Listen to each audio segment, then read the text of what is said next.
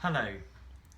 I'd like to talk to you today about Jesus' promise to come back for us. I want you to picture the scene. I had just sat down after having sung a hymn in a small church. My father's best friend stood up to read the Bible passage from John's Gospel, chapter 14. I was at my father's funeral, and it was slowly dawning on me that I was not going to be able to speak to my father ever again. And despite that fog of grief, I can remember being quite shocked and surprised when the words, "I am the way, the truth, and the life," pierced through like an incandescent light as my father's friend read those famous words from John 14.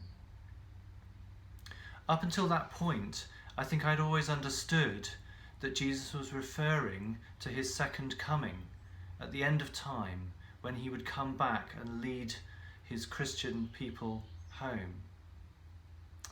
But it's occurred to me that it could be referring to a different coming, the coming of the Holy Spirit, which in effect is Jesus' Spirit, which comes before the end.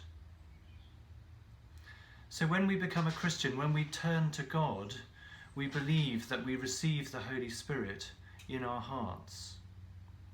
And I don't think it's too far-fetched an idea to connect this to John 14 and Jesus' promise to come back for us and lead us and guide us on the way to heaven.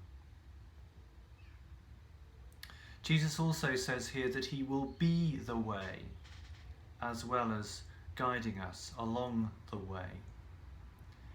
And I find it very encouraging and comforting to think that I have Jesus' Spirit living in me, guiding me along the pathway, which can often be a turbulent route, but that we have an ultimately secure destination of a room in God's house.